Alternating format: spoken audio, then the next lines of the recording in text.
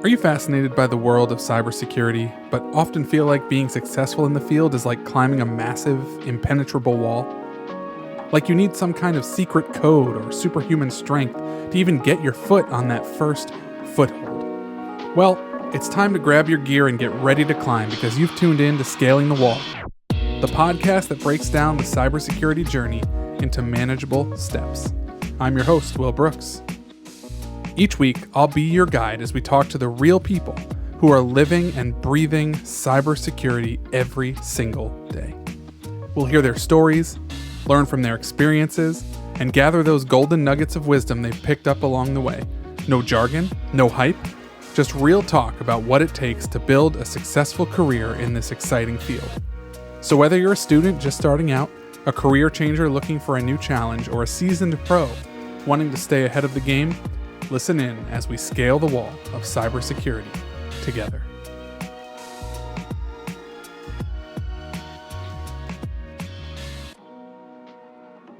Bobby, thanks for being on the podcast. First episode here. My pleasure. I know we first really connected at CS2. I mean, we talked before, but CS2 Denver.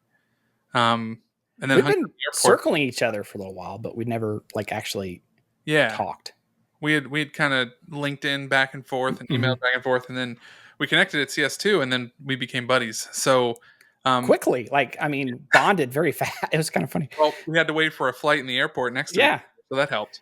The burrito and waiting for a layover is magical for making connections happen. What a time to make friends. Were you at the time? Were you just starting to get into the compliance thing, or were you already doing this as an MSP? We had already went down. We'd probably been doing it for about 2 years. So, I've been an MSP since 2002. So from my perspective, it's still relatively new. I've been an MSP for many, many, many, many years. So still, I would consider myself new to the compliance space, although I've been doing it for, I don't know, maybe 5 years now, something like that. But overall, the full arching journey.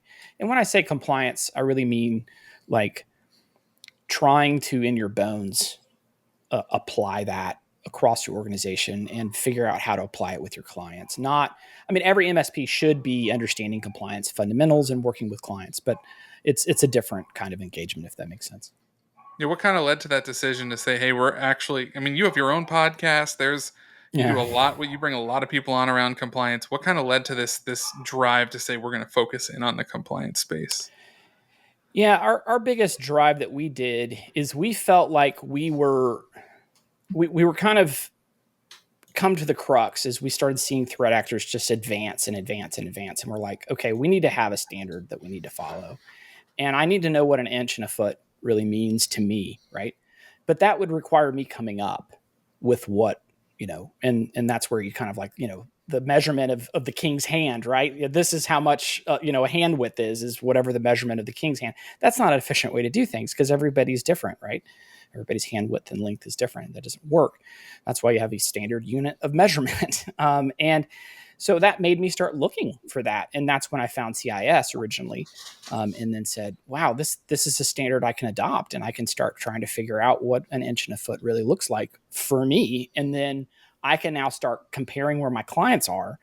And it just blew my mind. And I was like, this is it. This is what we've been waiting on. We need to get it. And then it was just full speed ahead.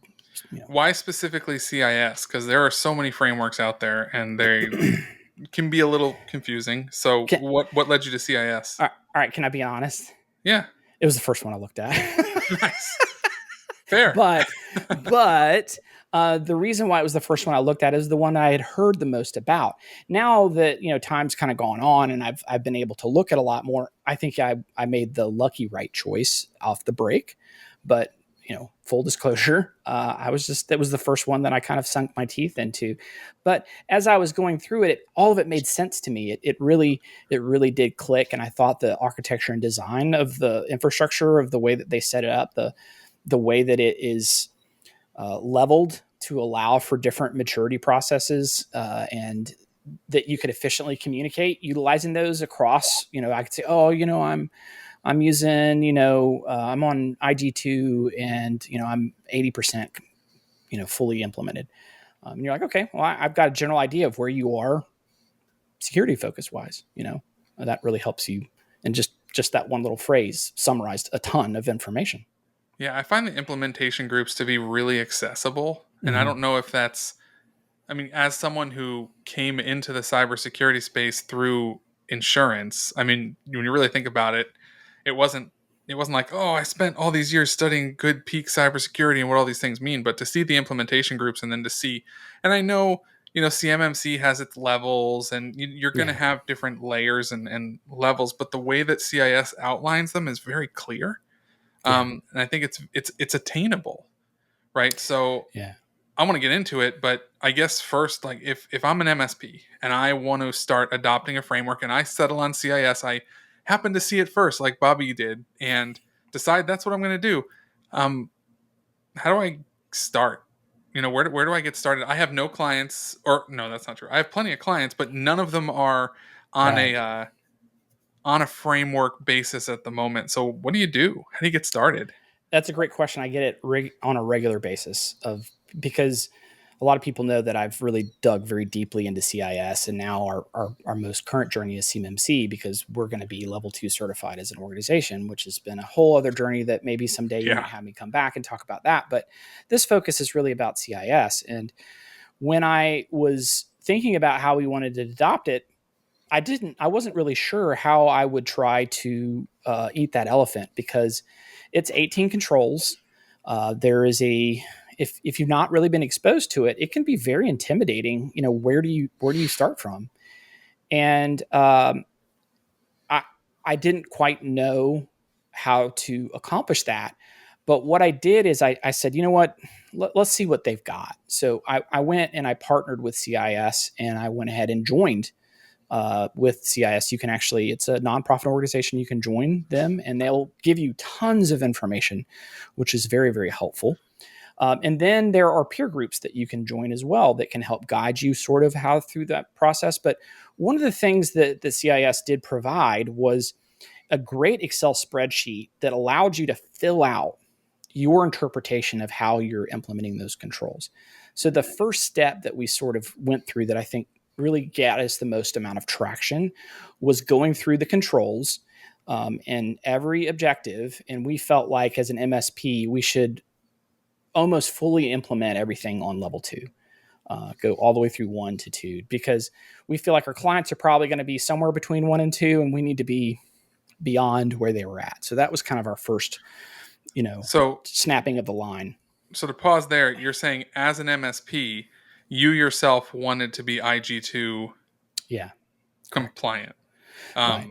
And that was kind of your goal because you're saying, hey, if I'm going to tell my clients or help my clients get to at least this point, I need to be there myself. Is that kind of what you're saying? Yep.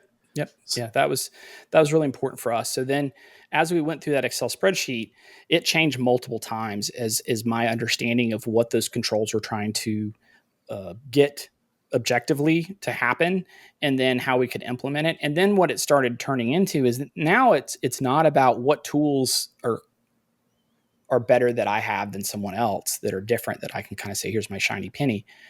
I now had a standard to say, okay, well, I'm having a tool that's going to fill a hole, that's going to provide a need. I had something to measure because what was kind of interesting is we went through here, I started seeing some tools that were just over here. They Sure. didn't really serve a purpose specifically to completing that. And I'm like, well, then why do I need those? And guess what happened? Those went out the window, right? We got rid of those. And so that was kind of our first brush of what we did. And I think it's a good starting way to get involved in it. So when you're setting it up when you're setting yourself up to adopt CIS or any framework, it sounds like first step, figure it out for yourself, figure out how you can fit that. But then now you're getting to the point where you have clients and, we're going to get there and we'll talk about that. But like, how do you know what to prioritize around that? So I have client A, client B, they're very different. Are you looking to implement basically IG1 and 2 for all your clients, or is there some sort of way that you measure who gets what? Like, what's kind of that look like?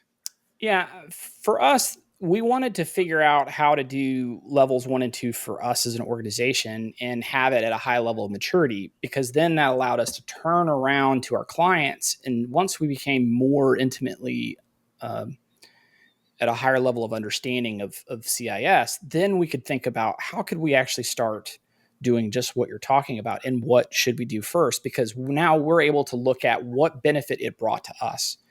And then we've got a unique perspective is a lot of those controls we're probably filling, like patching, backups. We're pretty much shading all of the box for that for the client. You'll do a lot of the first family, which is asset inventory. So you're going to be pushing your tools. You're going to be able to track a lot of that stuff.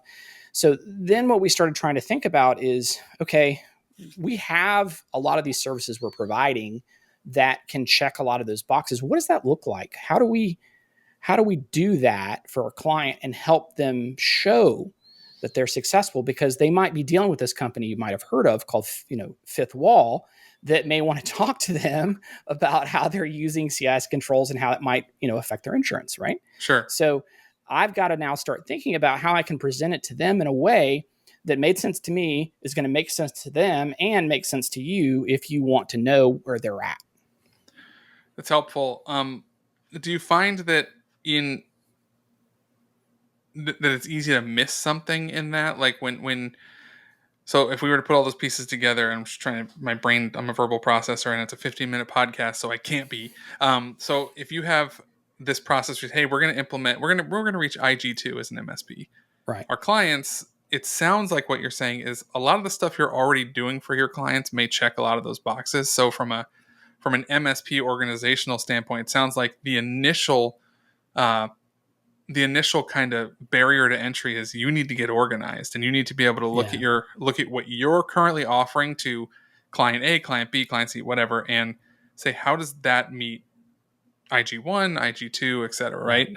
Yep. Yeah. You go through and you map out, okay, in asset inventory, how as a company are we accomplishing this? How are we using our tools to accomplish that? Okay. Is that the same way for clients? Yeah. Okay, great. Okay. So are we doing that right now for clients? Yeah. Okay. So check that off. And so you kind of have this column, 2 columns that you're sort of working your way down answering. And that's what we did. We just sort of answered how it is for clients. And then what we started realizing is some tools that we thought would be beneficial here as we went through and played it out in our head were like, okay, I am doing asset inventory, but in there it says that how are you discovering new assets? How are you finding assets that have just been thrown onto the network? Is that something you care about? Do you want to know that? Like, do we have a capability of knowing how to do that? Okay, do our current tool sets have the ability to accomplish this? Or do we have to find something new? So you can start finding some holes as you start looking through that. And then you have to start deciding, well, is that enough value to my clients? Is that something that they want to have? It might be something I want to have, but that doesn't necessarily mean that might be what they are.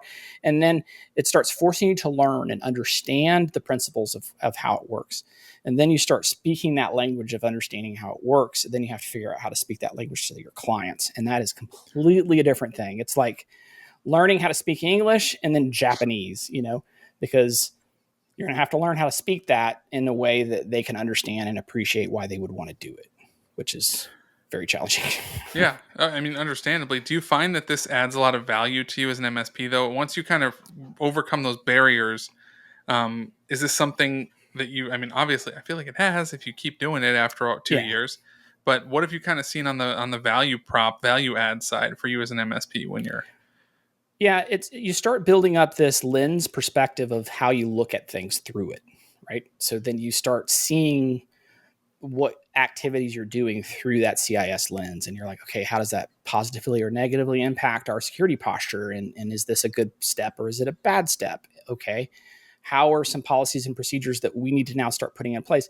Because that would be an area where I say CIS is not necessarily very strong, is that they don't really focus so much on the governance and of how you might go about enforcing or making sure those things are happening. They just assume that you'll wrapper that in policies and processes to make those types of things happen. And they leave that up to you, which is perfectly fine. But that still means that we've got to suss out, like, okay, if we are doing asset inventory, what policies do we have to have in place to enforce that when we receive new assets that our tools are going to get put on there? So therefore we get the asset inventory so that if we have an incident, we know that they actually have 30 machines, not 15. Right. And you can then start trying to work your processes through, because all of that kind of cross connects and builds and has a very significant impact. Because as you know, with an insurance, one of the questions they want to know about is, do you have AV on everything? What kind of AV do you have? Well, if you don't have a good inventory list of what they have, and you haven't had that discussion with the client, it's very difficult for you to appropriately fill out those forms, and you could have some gaps, and that causes a lot of problems, and then attorneys get involved, and then people die. It's bad. That got extreme real quick. Yeah, it gets really dark quick if you're not careful. The last thing that I thought of with this is going all the way back to what you said before, implementing this for your own MSP.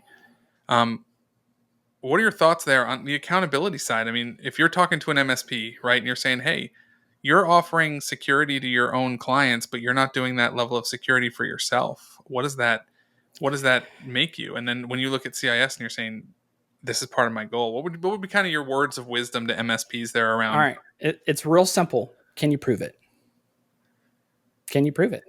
Right now, if I'm like, show me on a document your standards that you have adhered to. Oh, well, I do this. Don't tell me. Like, show me. Like, what document do you have written up that shows how you're doing it? And better yet, do you have a policy that says everybody understands how they're supposed to do that? Right? That is where you start seeing the maturity level. It's one thing to look at the controls and kind of have some conversations over lunch and go, yeah, we might do this and let's review some things. And that's great. And that's all good. And it's good conversations, but dude, there's going to be gaps. Sadly, it's just, we're human, and that's how it's going to have to operate. And as you mature as an organization, you need to think about the policies and procedures of how you operate as an organization and layer that. And that's why I said CIS is not so strong on that, is how you enforce those to make sure those controls, and as you've spent all the time defining them, are actually happening the way that they have to happen, that you're doing the audits, that you're investigating those things. Because 9 times out of 10, the way people are getting popped are the same ways. You can understand all this cool, fancy stuff, but people are still getting hit on some of the basic stuff really hard, right? And the reason why those are falling through the cracks is people aren't following the basics. They're not going through and reviewing accounts. They're not making sure that they have been disabled and appropriately removed. They're not making sure that people aren't following these privileges. And you're like, hey, yeah, we're supposed to be doing that. We know that. Knowing it and proving that you can do it are two completely different things, and are different levels of maturity of an organization. And so if you want to know you're doing a good job, be able to prove it. So if you can say, hey, I could right now prove to a client where we are security-wise in our posture, and show them, here's our system security plan of how we're implementing all these controls, and this is our approach and where we're at. And you might even have a plan of action on some things that you want to do, and you could even show them that. Those are layers of capabilities. That's when you've got it. You're in the groove and you're going through that process. Because then at that point, it's just raking leaves, right? You rake the leaves. Guess what? Come back in 3 or 4 days. There's going to be more leaves. So, but you've got a process now. You're doing it. You every Saturday, every Sunday, whatever it is, you're going through that, and the yard's going to look great, and you might win the HOA, and you have a nice little sign in your front yard, and everybody claps, and that's just the best part of your life, I guess, at that point. That's adulthood right there. That's a total adulthood.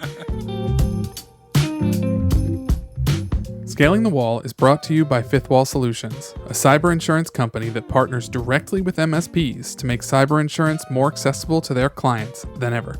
Check us out at fifthwallsolutions.com/MSP. If you like what you heard today, leave us a rating on Apple Podcasts or in the Spotify app, and be sure to subscribe so you don't miss any future episodes. Thanks for listening, and we'll catch you next time.